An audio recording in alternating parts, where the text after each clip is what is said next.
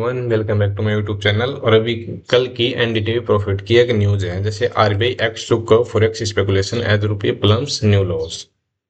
Indian central bank stepped up its defense of the battered rupee, rolling out a measure to curb speculation after its slide to a new law amid concerns of a widening trade gap driven by US-Iran war. The Reserve Bank of India said late Friday that lenders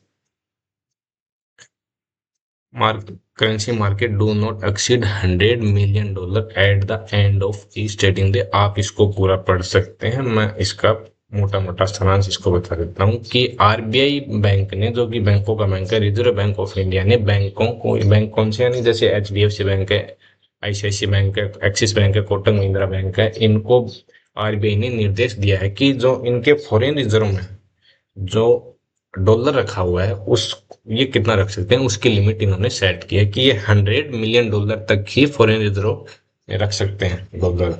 उससे ऊपर का जो भी dollar है वो इन्हें market में cell करना होगा 10 अप्रैल से। ये डिसीजन लिया क्यों गया है, तो उसके लिए सबसे पहले हम चार्ट देखते हैं यूएसडी आईएनआर का। तो ये मैंने चार्ट लगाया हुआ है 1 साल का, 27 मार्च 2025 से 27 मार्च 2026 तक हम देख सकते हैं कि ये कितना बढ़ा है, 10.70%, है ना। और अगर हम इस चीज को 3 फरवरी से देखें, 3 फरवरी मैंने क्यों सिलेक्ट किया, क्योंकि 3 फरवरी ने मार्केट ने ऑल टाइम हाई बनाया था, वहां से कंटिन्यू एक शार्प फॉल आया हुआ मार्केट में, है ना। तो यहाँ पे हम देख सकते हैं कि ये यूएसडी आईएनआर का प्राइस बढ़ा है यहाँ पे 5%। ये 5% आपको बहुत छोटा लग सकता है, लेकिन इस चीज को हम डिटेल से समझेंगे। अब ये चार्ट, इसका मतलब क्या है ना, यूएसडी आईएनआर का मतलब क्या होता है, तो मतलब 27 मार्च 2025 को यहाँ पे आप देखें जो सी नाम आया, ये क्लोजिंग बेसिस क्लोजिंग होती है। 27 मार्च को 2025 को अगर हम $1 खरीदते थे तो उसके लिए हमें आईएनआर यानी इंडियन रुपए में पेमेंट करना होता था $85.62। वहीं 27 मार्च 2026 को हमें $1 के बदले में पेमेंट करना पड़ रहा है $94.75। ये कितना महंगा है, वहां से लगभग 10.5 11 पौने 11% है, 10.69%, है ना। वहीं 3 फरवरी को जो हमें $1 के बदले में पेमेंट करना पड़ा था $90.40 के आसपास, वो हमें पेमेंट करना पड़ रहा है, अभी भुगतान करना पड़ रहा है $94.75 का, है ना। तो ये अब इस चीज को थोड़ा सा, इस सिनारी को समझते हैं कि ये डिसीजन लिया क्यों आरबीआई ने $US सेल करने का। एक तो इसका सीधा सीधा मकसद है इंडियन रुपये की वैल्यू को गिरने से रोकना। इस चीज को हम बोलते हैं फॉरेक्स इंटरवेंशन। अब ये गिरने से रोकना, ये मतलब ये मैकेनिज्म है क्या। एक्चुअली मार्केट हमेशा दो चीजों पर काम करती है, चाहे वो करेंसी मार्केट हो, कमोडिटी मार्केट हो, मनी मार्केट हो, कोई भी मार्केट हो, वो दो चीजों पर काम करती है, डिमांड और सप्लाई पर। जब डिमांड बढ़ती है तो चीजों की कीमतें बढ़ती हैं, और जब सप्लाई बढ़ती है तो चीजों की कीमतों में गिरावट आती है। ऐसे में आरबीआई का ये डिसीजन है कि डॉलर बेचेंगे तो डॉलर की सप्लाई बढ़ा दी जाएगी। तो सप्लाई बढ़ाने से डॉलर गिरेगा और हमारा पैसा मजबूत होगा और हमारी इकोनॉमी मजबूत होगी इंडिया की। अभी आरबीआई के फॉरेन रिजर्व में, फॉरेन एक्सचेंज जो रिजर्व होगा उसमें $700 बिलियन का, वो $US का रिजर्व कितना, $700 बिलियन का। तो ये ऐसे में क्या करेंगे, डॉलर की सप्लाई मार्केट में बढ़ा देंगे तो डॉलर नीचे आ जाएगा और हमारा पैसा मजबूत हो जाएगा। ऐसा होता क्यों है, ये चीज बताता हूँ। जैसे ये मान लो कि हम कोई सामान एक्सपोर्ट इंपोर्ट कर रहे हैं, सॉरी, बिजनेस दो तरीकों से चलता है, इंपोर्ट एक्सपोर्ट। इंपोर्ट का मतलब होता है आयात करना, दूसरे देश से सामान मंगवाना, और एक्सपोर्ट का मतलब होता है बाहर भेजना, निर्यात, दूसरी चीजों को, दूसरे देशों को सामान बेचना, ये होता है इंपोर्ट एक्सपोर्ट।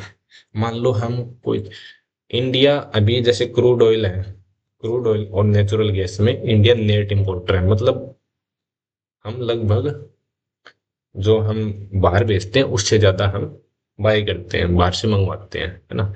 मान लो आज हमें एक किसी भी चीज की कीमत इंपोर्ट करें तो हमें वो $10 में पड़ रही है ना। और $1 के बदले हमारा रुपए है $85। तो वहां पे $10 की वैल्यू हो जाएगी ₹850, है ना। ₹850 हो जाएगी। वहीं ये मान लो कि रुपया गिर रहा है डॉलर की तुलना में और वो पहुंच गया कितना, ₹95। तो ऐसे में हमें कितना पे करना होगा, ₹950। कहाँ तो हम जब डॉलर के बदले रुपया 85 था, जब $10 के बदले हम ₹850 देने पड़े थे, कहाँ हमें देने पड़ रहे हैं ₹950। तो ये सीधा सीधा जो ये पॉकेट पे बाहर जाता है, ये एक एंड यूजर पे जाता है, पूरे देश पे प्रभाव पड़ता है इस चीज का। क्योंकि जो हम इंपोर्ट करते हैं ये ऐसे नहीं है कि 10 करोड़ का सामान हुआ लिया, 1 लाख का हुआ लिया, ऐसे नहीं है, बहुत बड़े अमाउंट में आते हैं ये चीजें। तो वो धीरे धीरे एंड ऑफ द यूजर पर उस चीज का प्रभाव पड़ता है और इन्फ्लेशन बढ़ती है उस चीज से, है ना।